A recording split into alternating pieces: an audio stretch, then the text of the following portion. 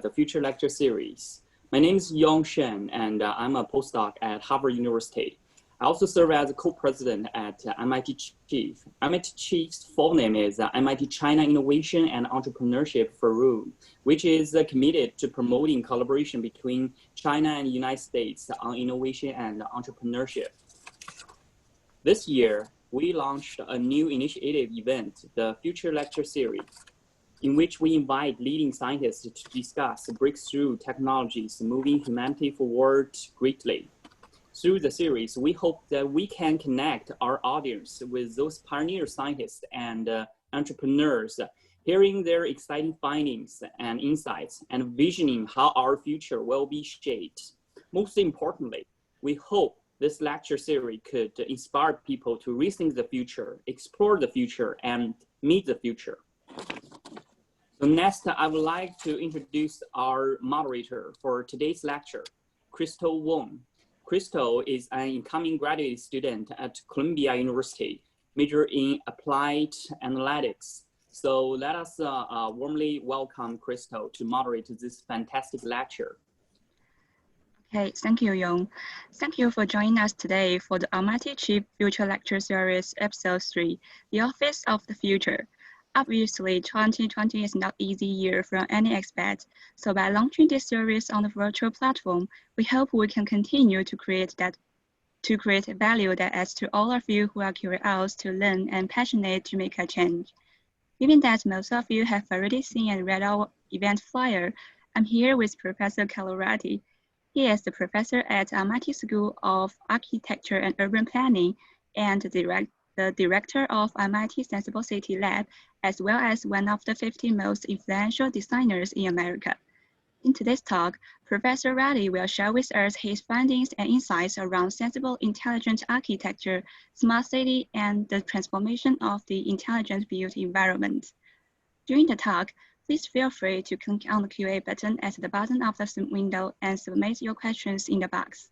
In the meantime, you are welcome to like someone else's questions that interest you.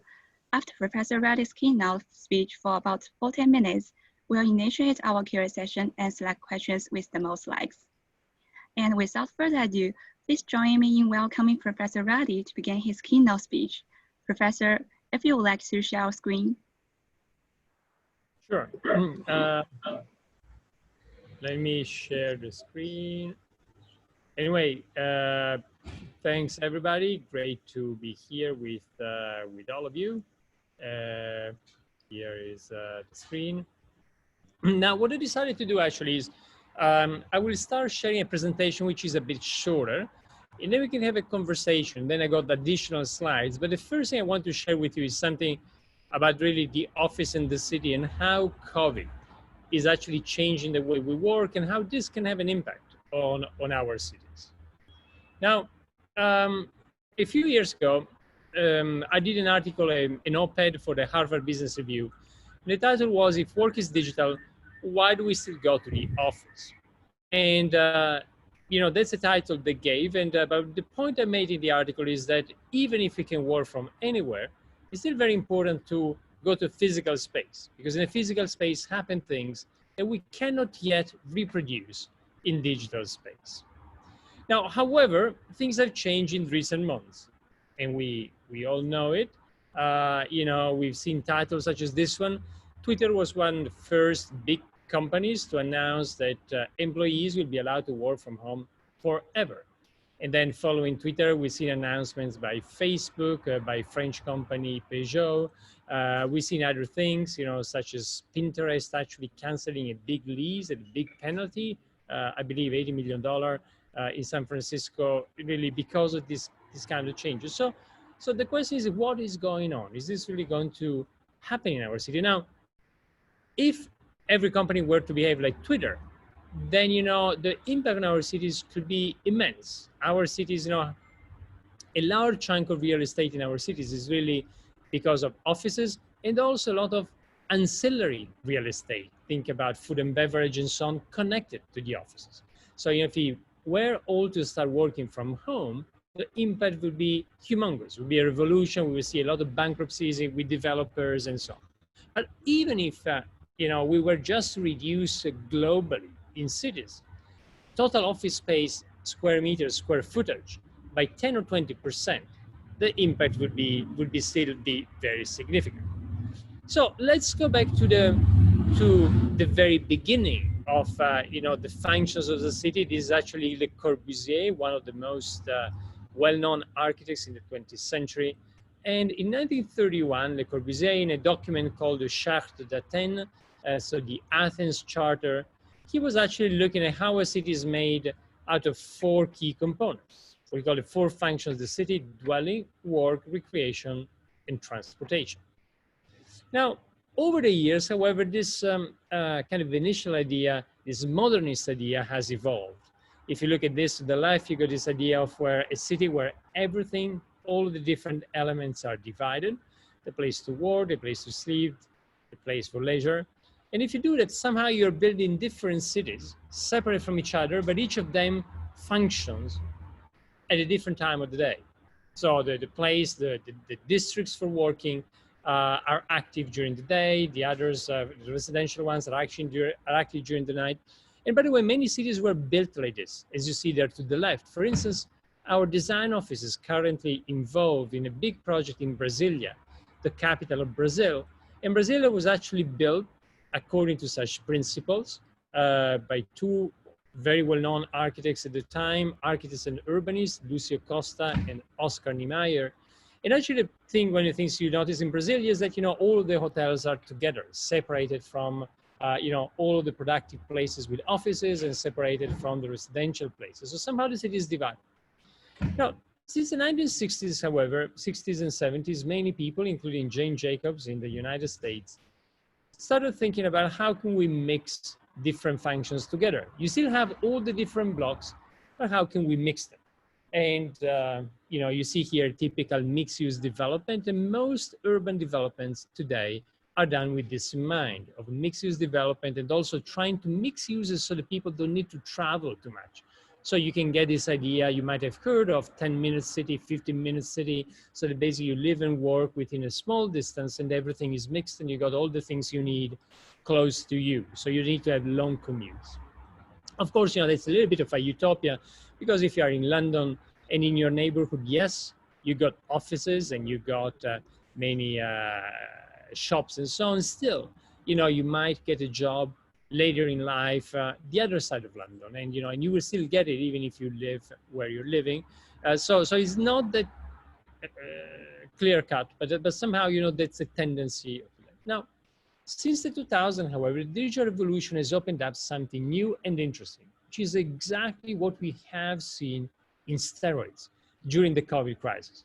And that is what you see there to the right, the fact that we can start overlapping different functions. That's what we are all seeing. I mean, we've seen over the past few years that Starbucks were becoming also desks for offices and meeting rooms. But now we're seeing our kitchen tables are becoming also offices and places who are doing Zoom calls and so on. So somehow digital is making us more flexible, is actually helping us to overlay different functions over the same square meters. So COVID has accelerated this, but this was already happening before. It was really rethinking the gradient of spaces in our cities and the very structure of how we build, how we combine in a building all of these different functions. So what we started doing a few years ago before COVID was, how can we analyze all of this on the MIT campus? And the nice thing about the MIT campus is that it's fully covered by Wi-Fi. It was one of the first campuses being fully covered by Wi-Fi in the early 2000s. Here on this map, you see actually all of the access points on the MIT campus. Each of the little dots is an access point.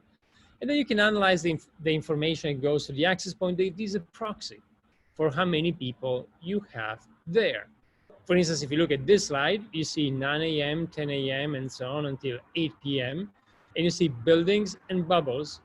And each bubble is proportional to how many people you have there working. So what you see on this map, you see people waking up at 9 a.m. in the dorms and then moving. You see the center of the campus that, I don't know if you see my mouse, but populates at 11, when people go there for lectures, populates other buildings with restaurants and cafes, have bigger bubbles than at lunchtime or in the early afternoon.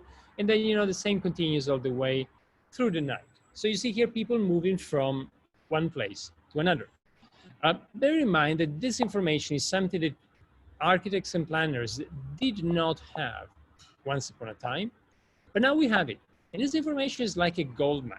You know, if you are a developer, this information is great. It tells you how intensely every square foot or square meter of real estate you have built or leased is being used.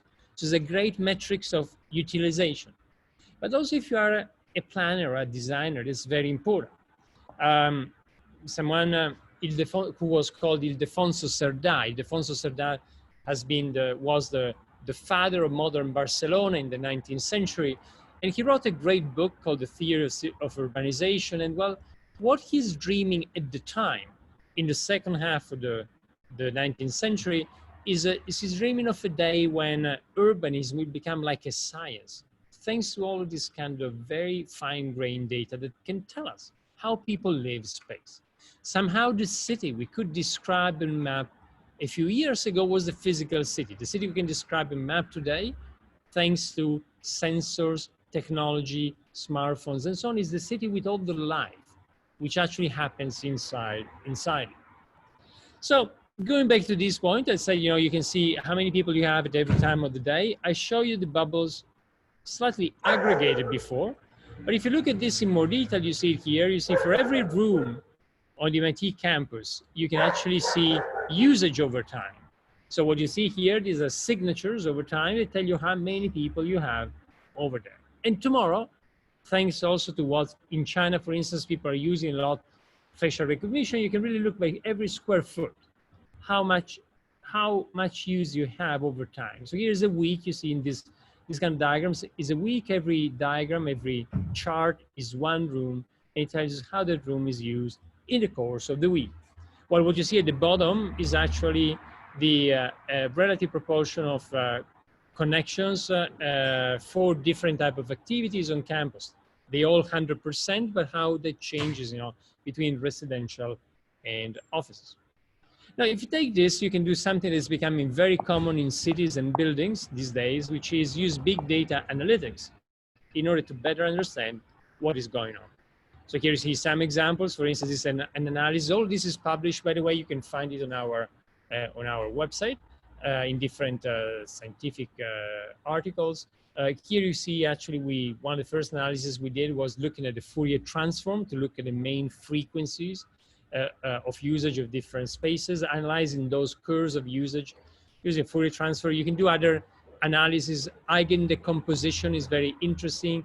K-mean clustering. You look at this in order to get clusters that work more or less in the same way.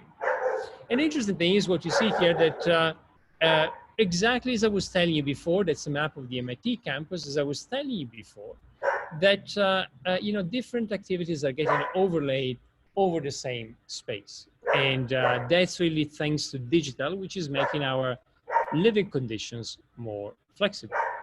By the way, I'm not sure what is happening here, but I went to the garden, thought it was a nice background, but there's a dog in some other house that's barking, so sorry about it.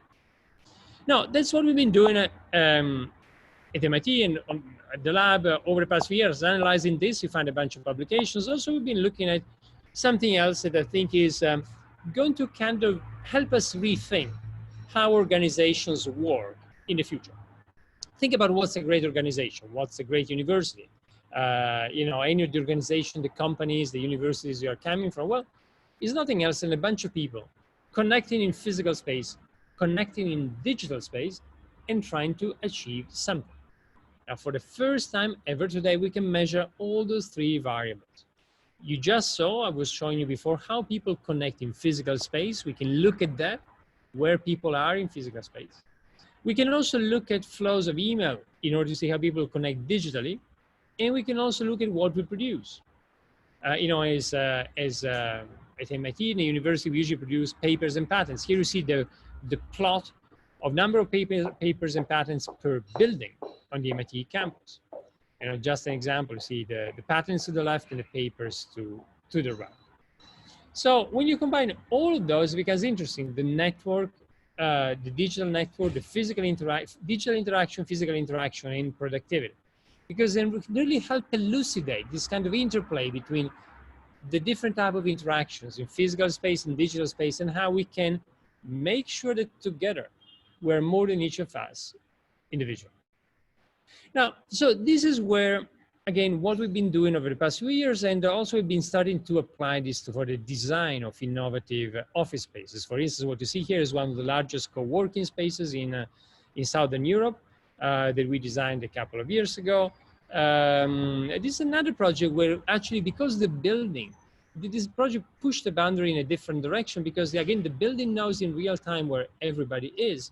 So the building can then respond in real time with many parameters. For instance, with heating, lighting, and cooling. You see here how the building controls the environment in a way that's personalized, customized for everybody. And everybody can set on a smartphone their own preferences over there. By the way, I like this was a couple of years ago when this was open, the Wall Street Journal had this kind of funny title, you know, this could be a possible solution to office thermostat wars. But the point is really a building that responds to you dynamically in real time. And actually, I'll tell you a little bit of this building that actually took a lot of the learnings from the big data analytics and turned them into design and architecture. So this building is a building in Italy. Sorry, Professor. I think the red corner of your screen has some warning. Could you click off that? Sorry to interrupt. Yeah, here the presentation may look. I don't see any warning. You didn't see warning? No. If I stop, I can stop sharing. No. Well, so you start by a window, right corner. No, I don't see any warning. No. Yeah. Okay. Yeah, I don't know. Is it the right core? I mean, there's only this is in Zoom, so I don't know if there is some interaction between Zoom and Keynote that I haven't seen before. It didn't happen with PowerPoint before, but I have nothing here. Did you still see a problem on the right side? Yeah, there is some warning outside. Yeah. Could you what does the warning say? Could you reshare the screen? Yeah, I'll do it. Okay, maybe it's good. Now it's good.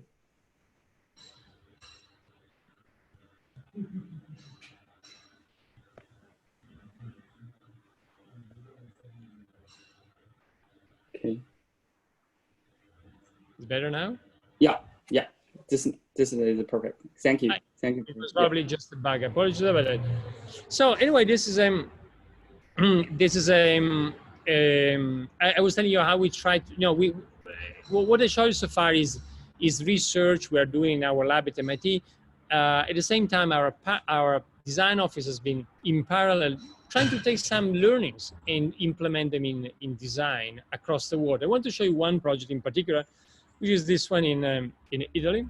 It's a project that has a lot of symbolic value in the country. The project is the building where actually the Fiat, which is now Fiat Chrysler automobiles, including Chrysler and Jeep and so on, was started a little over 100 years ago. So this little building at the time it was started, and the building is still the foundation of the family who owns the conglomerate and many other things called the Agnelli family, and the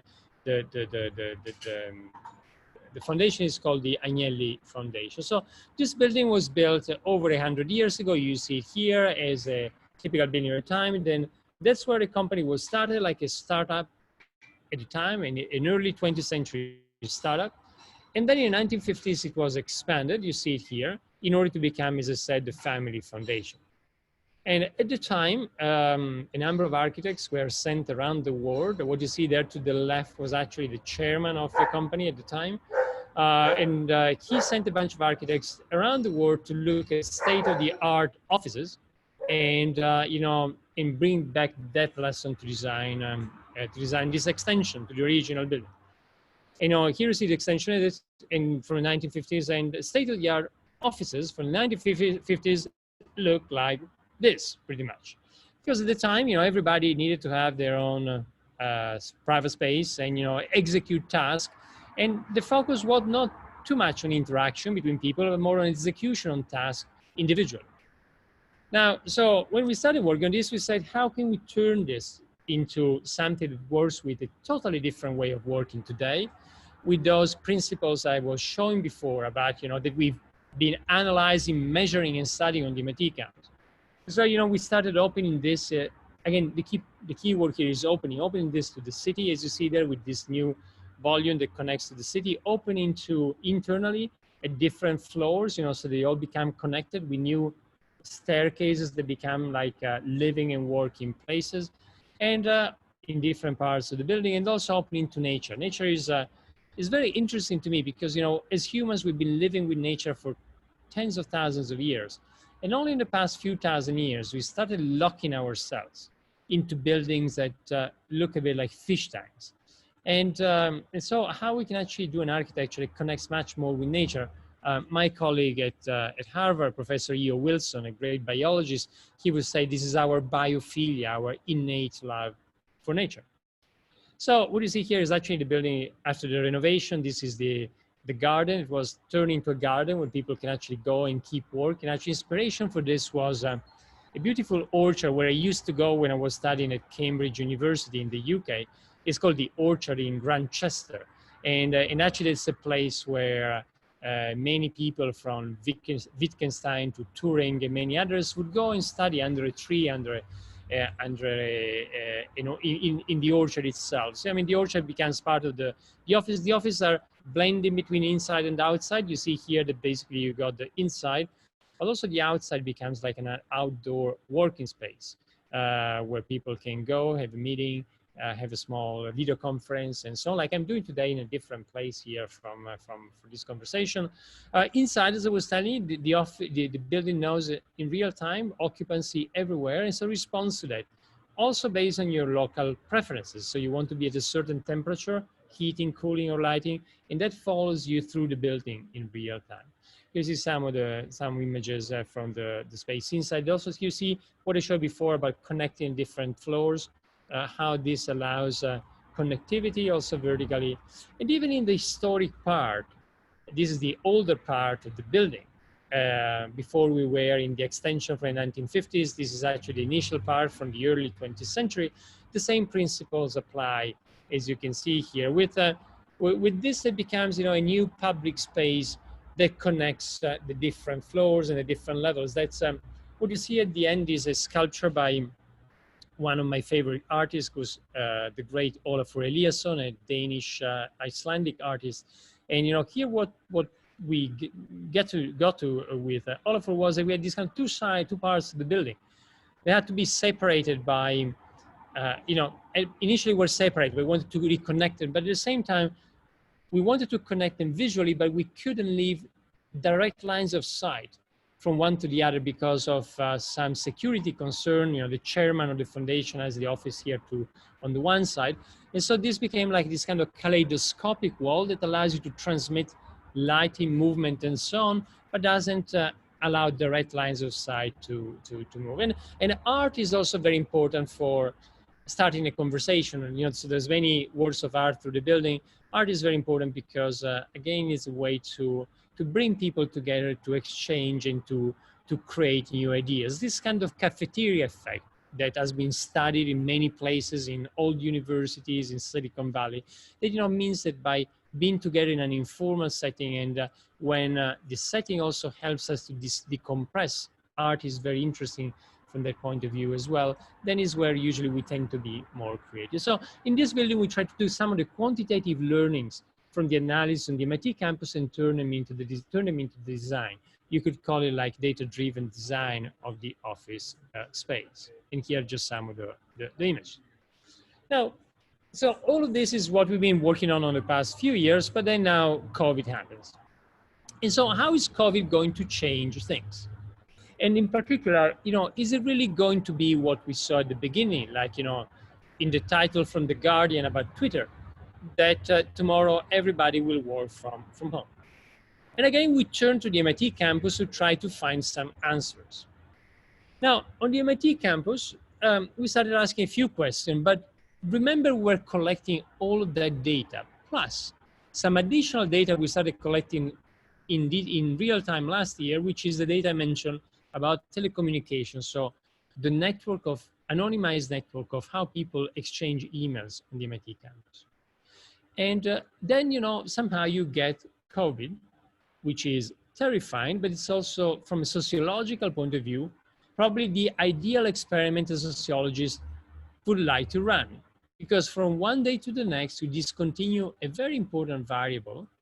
Variable is physical space. From one day to the next, you close the campus. And then, you know, you can look at what is the consequence of removing physical space, removing that variable on human interaction. And so we started asking some of these questions, again, using big data analytics. You know, what are we losing in transition to a fully virtual communication when we closed the campus a few months ago? And then removing our physicality, are we losing weak ties? I'll get back to the point of weak ties in a moment. And also, are we influencing the diversity of our community? Are we talking to people who are more similar to us instead of having the beautiful diversity that comes from physical space? And then, you know, also, is there a change in terms of productivity? As I mentioned, from one day to the next, this is an example. Sorry. I had to sneeze. And here's an example from the room next to our lab at MIT, Building 9, next to the main entrance, 77 Massachusetts Avenue. So, you know, from one day to the next, this kind of environment was discontinued. What is the impact on the way we connect, communicate, and work? So how do we do it? Well, as I was saying, we were collecting this digital data about the community. Here you see the data set. You know, the data set started.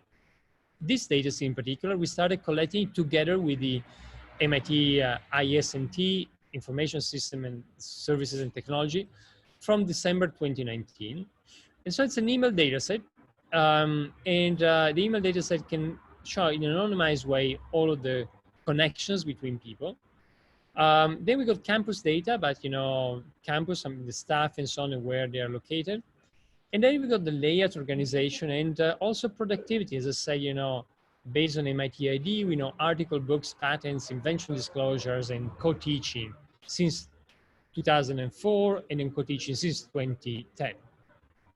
The email dataset is made of a few thousand anonymized people's MIT email accounts. Again, anonymized, we found a very interesting way to anonymize and add noise so that you don't know exactly, you just got a probability distribution, you know exactly who's talking to whom, but you got a probability distribution that mimics what happens on campus. 64 research units or departments, and in each group, we are mixing 5 people in order, again, not to know exact numbers per person, but making sure we cannot rebuild the individual network, who's talking to whom, but we can preserve the key parameters that we want to measure. And so we started keeping track of our communication related to COVID, well, not related to COVID, but basically before COVID and after COVID. And so here you see before the COVID emergency and during the COVID emergency, and then, you know, we're still collecting and analyzing the data today. And by the way, the announcement to close MIT happened in mid-March. So before the COVID emergency, so these are some of the data we had. And you see here the number of emails within the same unit, 53,000. You see here all the different communities. Here you see actually the clusters: engineering, science, humanities, management, economics, architecture, and planning. And here you see the clustering and modularity. So it's a metric you can apply on networks in order to do modularity and define better the clusters. And here you see again, you know, how all we come together organizing these kind of broader units that relate to the main departments at MIT. And then this is the data actually during the COVID emergency. I picked the data from April, but we're still collecting, and we got data from today. And you see it here with actually the things that have changed. Visually, it has changed a lot. I'll show the numbers in a moment. And here the same 3 maps I showed you before, just measure after the COVID emerges. So one thing we notice is, for instance, that there's an increase increasing communications overall, and that's expected. You know, you remove physical space and people need to send more emails. So that's the first thing we looked at. But then the interesting thing is that if you look at the links, you see the links inside the unit or outside the unit. And I'll show you here some of the comparison that you see here visually. I'll show you the numbers in a moment, but this relates to a very key parameter, which is weak ties. Now, for those of you, and let me get to that, and then we'll get back to the numbers in a moment after having seen some of the diagrams. Now, this is a very well-known paper in sociology. It's called The Strength of Weak Ties. It's a paper by a Stanford sociologist called Mark Granovetter. It's a paper that was published in the 70s, 73, I believe. And what Mark Granovetter discovered is that, you know, if you define strong ties and weak ties in our social networks in the following way, strong ties are, we know someone who is also a friend of one of our friends. So usually you create a triangle, you know, person A, you know, person B, a person A and B are also friends with each other. They know each other. So that's what's called a strong tie. And then you got weak ties. You know, someone, nobody else in our circle of friends knows this person, but this person connects us to a different group of friends. Well, if you look at that, if you define them, weak ties and strong ties, what Mark Granovetter discovered is that weak ties are very, very important, because weak ties is where a lot of new information comes from.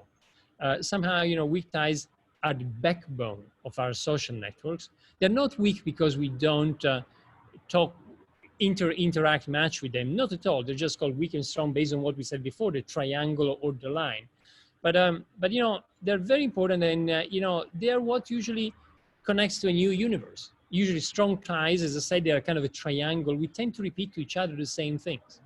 Well, actually, somebody we know, but who's not part of our circle of friends, has a higher chance to connect us to, again, a new universe, to expose us to new ideas. So it's very, very crucial and important in the way we can have strong and resilient social networks. So going back to analyzing mathematically the data I showed before, and take this with a pinch of salt, because this data we're still analyzing, we're still collecting, you know, clearly there was a big discontinuity, so we might even find different results later. So, but I want to share it with you because it's work in progress and because I think it has a very interesting finding so far. And the first question we ask, are we losing weak ties?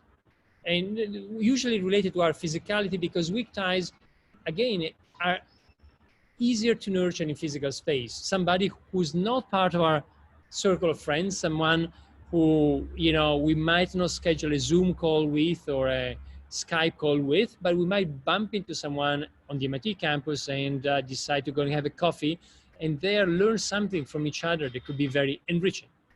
And actually, it looks like in the first results seem to show that we are losing weak ties. If you look at this data, really because we don't have physical space anymore. And the other thing it seems that we might be losing is diversity.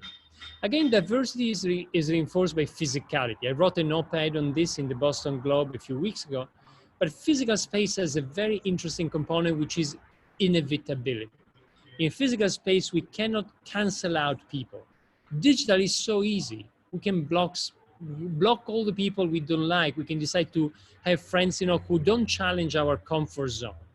It's a very well-known principle of the echo chamber, where, you know, we are together with people who are very close to us. But in physical space, we cannot do that. In physical space, you know, we must confront diversity on a street, in the office, you know, in any public space. You know, we constantly are challenged by this diversity. And that's the strength of physical space. And again, it's this kind of beautiful serendipity of bumping into people with whom we normally wouldn't bump into. We normally wouldn't entertain a conversation with these people, but actually they are part of our interaction in physical space and in the space of the office. And so again, the first result seems to show that we are losing diversity. And then we're tending to talk with the tendency to talk more with people who are close to us in our group, in our community. And of course, the next question is productivity going to change out of all of this? And we're still measuring this. One thing we are seeing is that productivity seems to be diverging because of COVID. Following COVID, you know, a lot of people working remotely, People who are motivated, who are very independent and motivated, then can be much more productive. But some people who might be a bit less independent, who might have issues in working at home, many distractions, or maybe not too motivated, then, they lack the kind of force of going to the office, and in the office you get the energy from the others that sometimes somehow is contagious. You lack that, and then you tend to be even less productive. So somehow that's a very important thing, that we're getting into this divergence, and we need to see how to address it. Because of these three points, the one related to the last one related to productivity, the one before related to diversity, the lack of diversity, and the first one related to weak ties and the lack of weak ties. Well, I don't think that we will see all the companies on the planet doing what Twitter is doing. Yes, some companies might try going totally virtual, but it seems to me that still physical space has a lot to offer. There's so many things that happens in physical space that are not happening yet in digital space. And so that, we might in a few months go back to our offices, certainly in different ways. I believe that the flexibility we all came to enjoy during the pandemic will probably stay. I'm seeing companies in Paris now doing 2+3 or 3+2, so 2 or 3 days per week of smart working from home or from wherever you want, which per se would be a huge change, as I was saying at the beginning, for the real estate market, for developers, and for our cities. But still, I believe that we still want places to go back to exchange with other people. Somehow we ourselves have bodies which act and move in physical space and want to interact with other bodies and with other minds. And those interactions are not the same with those you can mimic in digital space. There's still a lot of dimensions that are not replicated, or somehow there's complementarity. One can be even more efficient digitally because we save time not commuting and so on, but the other one maybe requires a bit more effort, but again brings those aspects that we tend to lose online, especially diversity and weak ties. So that's in a nutshell what I want to tell you about offices, about the data we are analyzing now. Take all of this with a pinch of salt, and about the fact that I believe that in a few months from now we'll go back to the offices, but still it will not go. It's not going to be back to normal, back to before the pandemic. Still, the changes can be very significant. Again, if reduction in office space is just 10–20% or something like that, the impact could be huge. Now, that's what I want to share with you, just because it's research from the past few weeks, and I thought it was nice to. Sorry, I'm going back to stop sharing. It was nice to have you see it and as a preview. I would suggest, I've got many more slides I could share, but I would suggest we have more interaction now. And if there's any questions or comments or challenges, I'd love to have a more interactive session. And then if you want, I got more slides I could continue with. But I think it would be a nice moment to make this more interactive. Anyway, thank you very much for listening. Thank you very much, Professor. Very inspiring. For all of us on the line, again, please put your questions in the Q&A box, or simply like any question that interests you. Our Q&A session will start shortly, and we'll select questions with the most likes. Also, please feel free to use the raise hand function at the bottom of the Zoom window. After I receive your raise hand request, I will enable you to unmute yourself. When you see a prompt on the screen, please click on Unmute Now and start asking your questions. Okay, let's start our Q&A session. I'll start with the questions that came in before when the audience members signed up for today's meeting. So the first question, I know Professor probably are ready to talk about this briefly. I think it's mainly about technologies.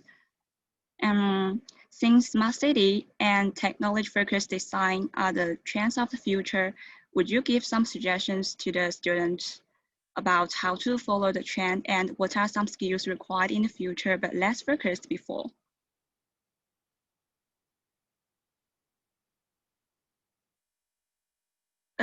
Sorry, Professor, I think you are in mute. Yeah, sorry, apologies, but I lost a couple of words you said. If I can give my suggestions to students about what? I lost it for a couple of seconds. Sorry,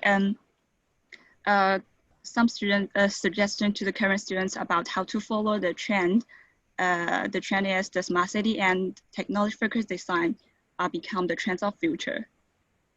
Yeah, I think you know, the first thing I would say is that, you know, some students might be a bit depressed at the moment. You know, it's very difficult to get a job, a new job now. We are seeing a lot of recent MIT graduates are having difficulties from all universities, just, you know, because companies are kind of in wait and see mode. But I would say, don't be too concerned about this. It's actually a very interesting time because it's time of change.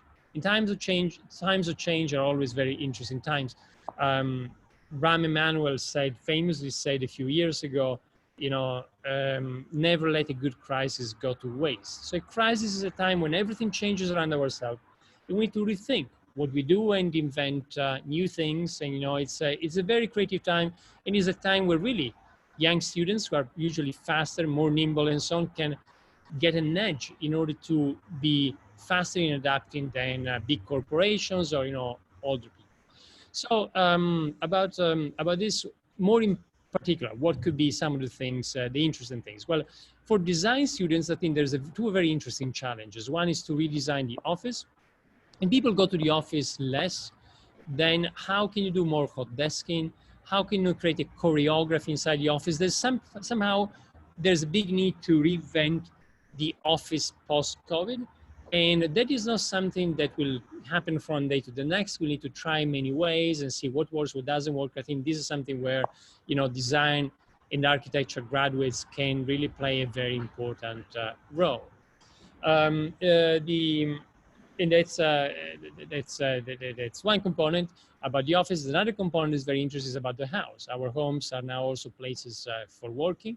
By the way, there's an interesting lawsuit that happened in Switzerland recently, where, you know, people are starting to say, well, if I need to work from home, then my company might better pay for my rent. So somehow rethinking the home that might become a bit bigger, maybe with a subsidy from your company, might be a home, again, that's also partially office. Maybe it's more open to nature. Again, this idea of biophilia. It's a place where health is going to be very important, health and wellness. And also probably a place for those kind of performances that when we go to an office building, and then we go and have a drink with friends, you know, they happen in the street. Well, if we spend more time at home, some of that may also be absorbed by more like a performance space, an open kitchen with a performance space inside the house. So somehow there's a need to rethink the home. So if you're a design architecture student, I think look at this in the positive. There's very interesting opportunities for doing this. More generally, again, you know, just to reinstate what I was saying, is for everybody else in other sectors, I would say really look at this as a way to give a contribution in trying new things, because we have really a new way of thinking about the city, thinking about office building and so on to discover altogether. Well, that's wonderful. Thank you very much. And one of our audience asks, what's your take what's your take on future of mobility in regard of impact of COVID-19? So if I understand correctly, you're saying the impact on mobility, right? So yes. on mobility, I think we need to separate two phases. So there's phase one in mobility is living with the virus. And so living with the virus means a lot of the things we know now, that mass transportation is going to be difficult. We cannot all move to the private car, go back to the private car. We all know that if everyone moves by car, then nobody moves. So we cannot do that.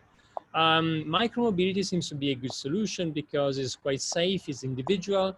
You can use just a bit of disinfectant and you can easily share a scooter or a bike. And at the same time, it's much more efficient than a car in big cities in terms of usage of the road infrastructure.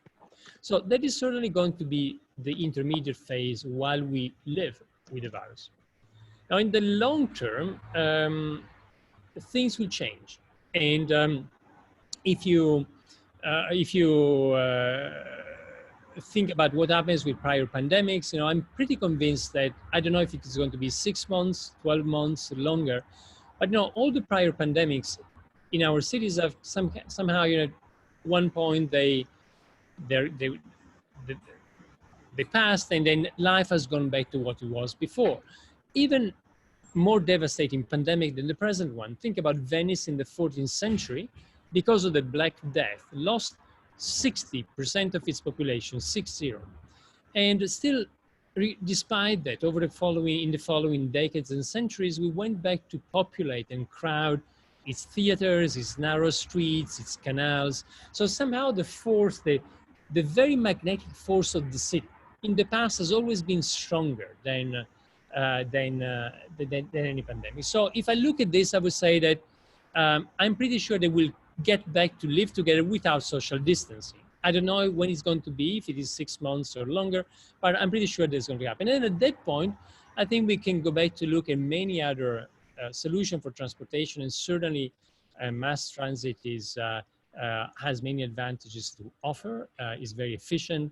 For instance, in Paris, there's no way, even with e-bikes and scooters, that you could replace line 1 of the metro.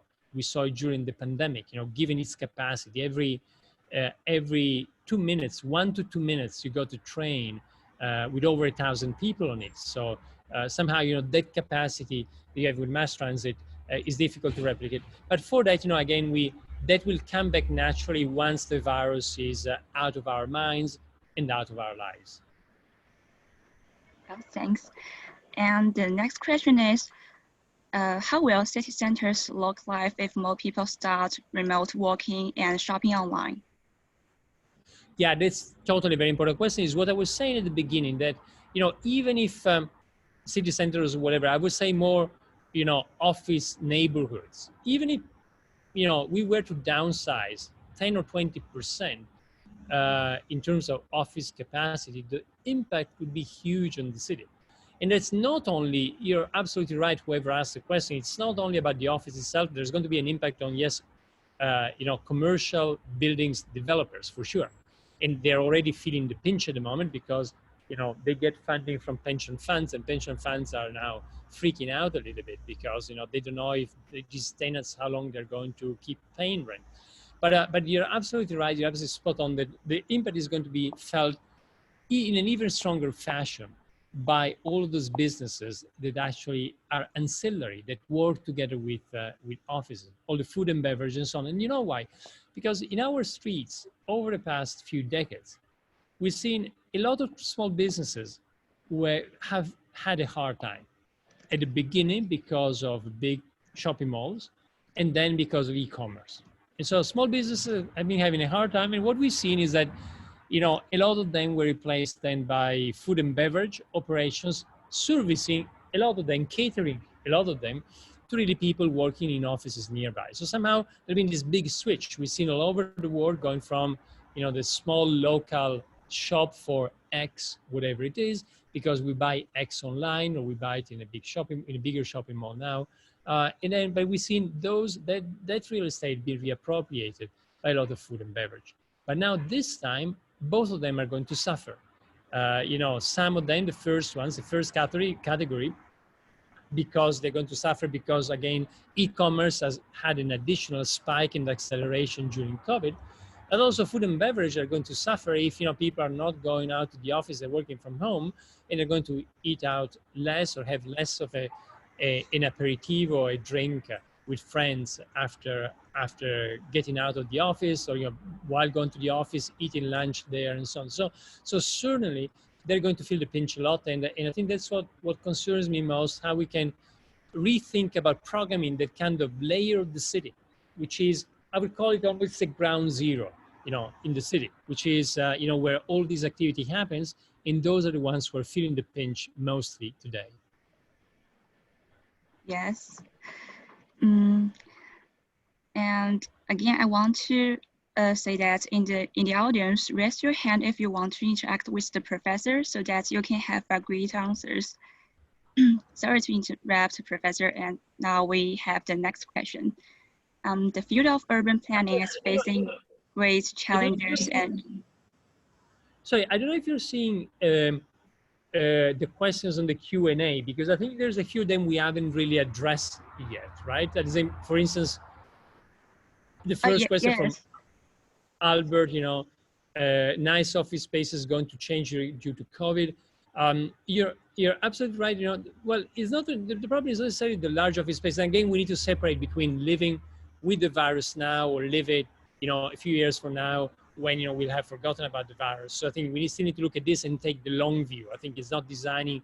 If you design a new office building, a new city is not for today or the next 12 months. It's really taking the long view. So, and in the long view, I don't think we would. I hope we will not need social distancing in the long term.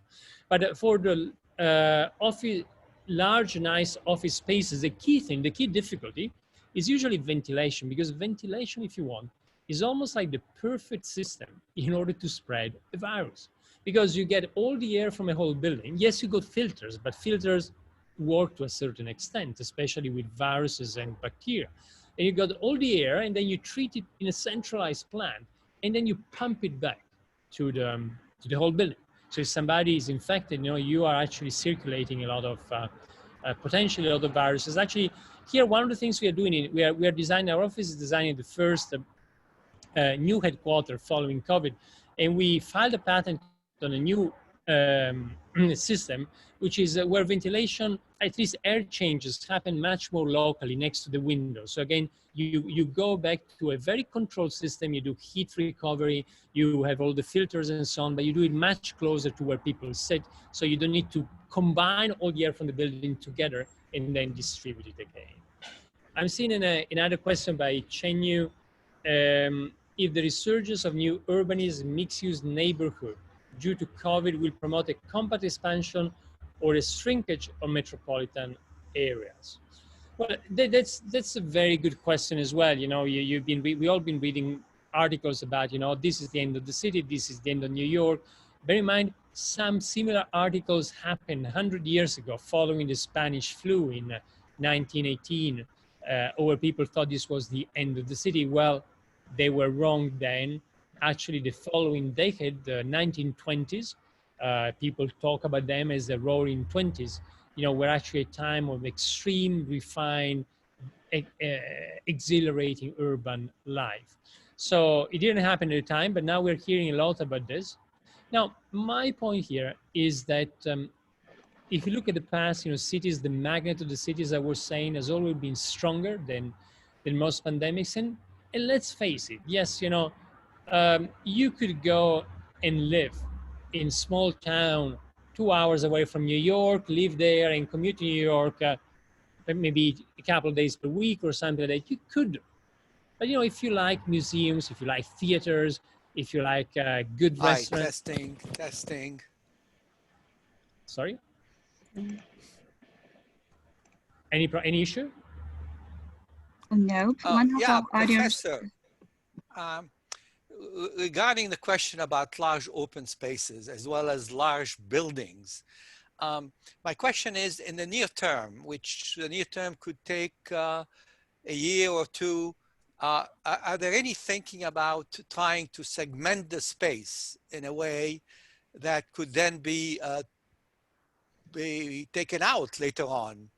But in the meanwhile, you got to segment. And likewise, in terms of access, I have friends that live in large apartment buildings, condos, very expensive. They have to wait for the elevators, sometimes 20 minutes to get their turn to go up with with the people they know. And then as they go in the elevator, someone sneaks in, defeating all the waiting, etc. Is there any thinking from an architectural point of view to modify buildings, at least for the near term? Yeah, let me get to this question, but I was finishing to answer Chenyu's question, but I'll get back to your point. And just, to finalize about this thing about the city and the countryside, it looks like the force of the city is much stronger if you like all those things about the city, that really are the reasons we live together, that richness of urban life, then, it makes still sense to live in Manhattan or in Boston and so on. Now, I'll add to what Albert added and asked. Yes, we can certainly segment more buildings, people are doing it with plexiglass partitions. So it depends on the buildings you are, because then if you got a centralized air treatment plant and the filters are not particularly effective, you still have a lot of risk. You know, people can be segmented, but then they breathe, they share the same air, and it might get infected. So again, in the intermediate, I think in the intermediate time, coexistence with the virus, there's going to be a lot of trial and error. We've seen many solutions. There's not one solution fits all. It depends a bit on the local conditions. I'll go very briefly. I think I only a couple of minutes left, so I see a few more questions by Yi Dong. How will the future physical office address a variety of personality, i.e., for the one who are not so socialized, will they still work in offices, or will the office be for them? How will the office be for them? No, you're right. I think, you know, this kind of flexibility that we're seeing allows people to play that. If your company gives you 2 or 3 days of smart working, if you're very sociable, you can still go to the office every day. If you're less sociable, you might work from home more. Or, you know, and if you are very, very asocial, you could actually work for Twitter and, you know, never meet anybody else, as they say that you can work from home forever.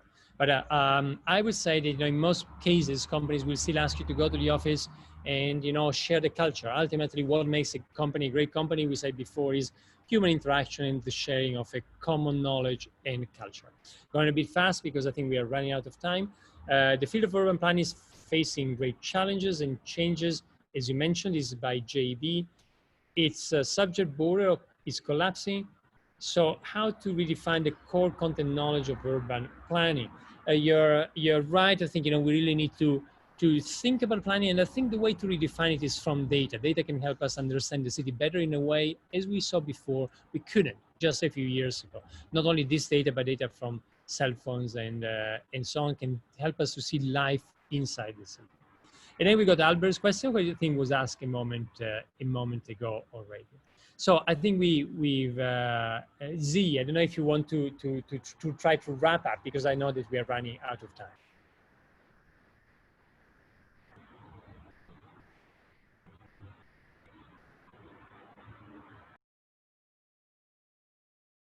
Or would you like me to wrap up? Yeah, I think you're muted. I think you're muted. Oh, sorry.